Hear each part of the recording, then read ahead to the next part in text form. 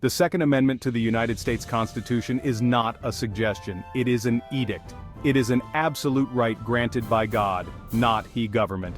It stands as a testament to the foresight of the Founding Fathers, who understood the importance of an armed citizenry in maintaining the balance of power between the government and the people. It is not open to interpretation, it is a statement of fact. The language is clear and unambiguous, leaving no room for misinterpretation or dilution of its intent. Passed by the Founding Fathers in 1791, it clearly states, "A well-regulated militia, being necessary to the security of a free state, the right of the people to keep and bear arms, shall not be infringed." These words were carefully chosen to reflect the experiences and lessons learned from the Revolutionary War. These words, etched in the bedrock of our nation's founding document, are absolute. They were meant to endure through the ages, providing a perpetual safeguard against any form of despotism. They are a bulwark against tyranny, a safeguard of liberty. The Founding Fathers recognized that an armed populace was essential to prevent the rise of a tyrannical government, ensuring that power remained with the people. Any law, regulation, or act that seeks to restrict the right of the people to keep and bear arms is, by definition, unconstitutional. Such measures undermine the very foundation of our freedoms and erode the protections enshrined in the Constitution. The Second Amendment was not drafted in a vacuum. It was born out of the Founding Fathers' first-hand experiences with oppression and their understanding of the necessity of an armed citizenry. The Founding Fathers, veterans of a hard-won revolution against a tyrannical government, understood the inherent danger of an unarmed populace. They had witnessed the consequences of disarmament and sought to prevent such a scenario from ever occurring in the new nation. They knew that the right to defend oneself, one's family, and one's property was fundamental to a free society. This right was seen as a natural extension of the individual's autonomy and a necessary component of personal liberty. This right was not granted by the government, it was inherent. It existed prior to the formation of the government and was recognized as a fundamental human right. The Second Amendment merely codified this pre-existing right, ensuring that it could never be taken away. It was a formal acknowledgement of a right that was already understood and respected. This essay will delve into the true meaning of the Second Amendment, dissecting its language and exploring its historical context. We will look at the intentions behind its drafting and the principles it was meant to uphold. We will examine the phrases that have been twisted and misinterpreted by those who seek to undermine this fundamental right. Misinterpretations have often been used to justify restrictions that are contrary to the amendment's original intent. We will explore the historical precedents that demonstrate the Founding Fathers' intent. By understanding the context in which the Second Amendment was created, we can better appreciate its enduring relevance. And we will expose the dangerous fallacy of modern gun control, revealing it for what it truly is, an assault on liberty itself. It's not about the gun, it's about control. Modern attempts to regulate firearms often ignore the historical lessons and the fundamental principles that the Second Amendment was designed to protect. The Second Amendment is not a relic of the past, it remains a vital part of our constitutional framework, providing a check against potential government overreach. It is as relevant today as it was in 1791. The principles it enshrines are timeless, reflecting the enduring need for a balance of power between the government and the governed. It is the cornerstone of our freedom, and it must be defended with unwavering resolve. The Second Amendment is a testament to the enduring wisdom of the Founding Fathers and a reminder of the vigilance required to maintain our liberties. The phrase, "a well-regulated militia," often serves as a rallying cry for gun control advocates.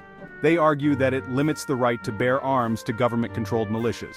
This interpretation suggests that only those who are part of an official, state-sanctioned military force have the right to possess and use firearms. This interpretation, however, is a blatant distortion of the Founders' intent. The Founding Fathers were very deliberate in their choice of words and the context in which they used them. In the 18th century, well-regulated did not imply government control, but rather properly equipped or in proper working order. This meant that the militia was expected to be well-trained, well-armed, and ready to act when needed. The Founders envisioned a citizenry capable of defending itself, not a disarmed populace reliant on the government for protection. Consider the context. The American Revolution was a direct result of the colonists' desire to protect their rights and freedoms from an overreaching government. The ink on the Declaration of Independence was barely dry when the Founding Fathers drafted the Second Amendment. They were acutely aware of the dangers posed by a powerful central government and sought to ensure that the people retained the means to defend their liberties. They had just fought a war against a tyrannical government that attempted to disarm its citizens. The British efforts to confiscate weapons and ammunition from the colonists were a significant factor leading to the outbreak of the Revolutionary War. The idea that they would then turn around and enshrine the government's right to disarm the people is ludicrous. Instead, they sought to protect the individual's right to bear arms as a safeguard against tyranny. Furthermore, the Founding Fathers clearly distinguished between the militia and a select militia. The general militia included all able-bodied men who could be called upon to defend their community, while a select militia was a smaller, more specialized group. The former referred to the entire body of citizens capable of bearing arms, while the latter referred to a smaller, more trained subset of the population. This distinction is important because it underscores the inclusive nature of the right to bear arms. This distinction is crucial, as it demonstrates that the right to keep and bear arms was not limited to a select few, but extended to all citizens. The founders believed that an armed populace was essential to the preservation of liberty and the prevention of tyranny. The Second Amendment doesn't grant the right to bear arms to the militia, it presupposes it. The right to bear arms is inherent and pre-existing, and the amendment serves to protect that right from government infringement. The militia, by definition, is comprised of armed citizens. This means that the right to bear arms is not contingent upon membership in a formal military organization, but is a fundamental right of all individuals. Therefore, the Second Amendment protects the right of individuals to be armed, ensuring a well-regulated militia capable of defending liberty. In essence, the well-regulated militia mentioned in the Second Amendment refers to a community of armed citizens who are prepared and capable of defending their rights and freedoms. This concept was central to the founders' vision of a free and independent nation. The training and readiness of these militias were seen as a civic duty, a responsibility that each citizen bore to ensure the security and stability of their community. This collective responsibility was a cornerstone of the American ethos. The writings of the Founding Fathers are replete with references to the importance of an armed citizenry. They believed that the ability to bear arms was not just a right, but a duty that each citizen owed to their country. Militia drills and training sessions were common in colonial America. These activities fostered a sense of unity and shared purpose among the citizens. Therefore, the phrase well-regulated militia in the context of the Second Amendment refers to a community of armed citizens who are prepared to defend their rights and freedoms. This concept is fundamental to the American tradition of liberty and self-governance. Understanding the historical context and the founders' intent is crucial to interpreting the Second Amendment. It is not about limiting the right to bear arms to government-controlled militias, but about ensuring that the people have the means to protect their liberties. The right to bear arms is a fundamental aspect of American identity, rooted in the belief that a free people must be able to defend themselves against tyranny. This principle remains as relevant today as it was in 1791. Anti-gun advocates often argue that the Second Amendment only protects the right to own muskets, the common firearm of the 18th century. They claim that the Founding Fathers could not have foreseen the development of modern firearms, and thus intended the Second Amendment to apply only to the weapons of their time. This argument is not only idiotic, but ignores the clear intent of the Founding Fathers. The framers of the Constitution were well aware of the evolving nature of technology and weaponry. The word arms encompasses all weapons of war, not just those popular at a specific point in time. The Founding Fathers chose their words carefully, understanding that the right to bear arms was a fundamental principle that should endure through the ages. Consider the puckle gun, a rapid-firing weapon invented in 1718. This innovative firearm was capable of firing 9 rounds per minute, a remarkable feat for its time. This precursor to the machine gun was well known to the Founding Fathers. They were not only aware of such advancements but also understood the implications of future technological progress in weaponry. They understood that technology would advance and new weapons would be developed.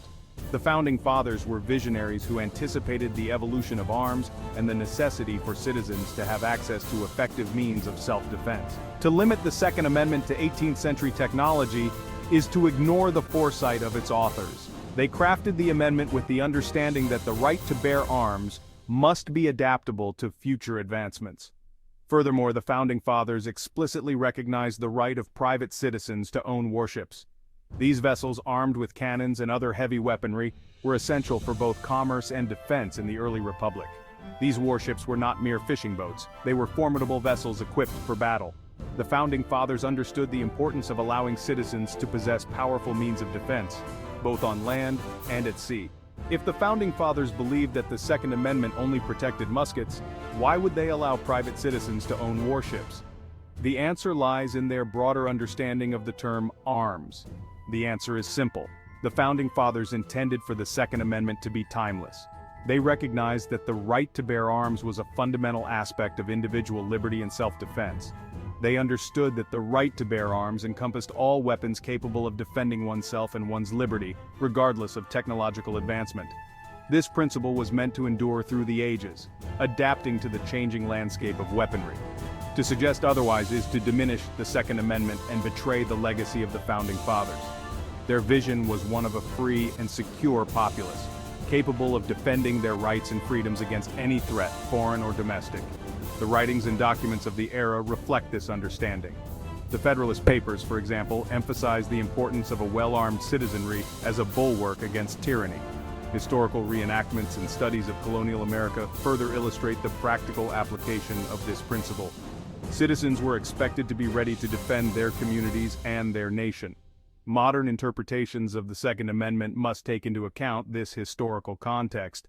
Legal debates often overlook the depth of the Founding Fathers' foresight and the broad scope of their intentions.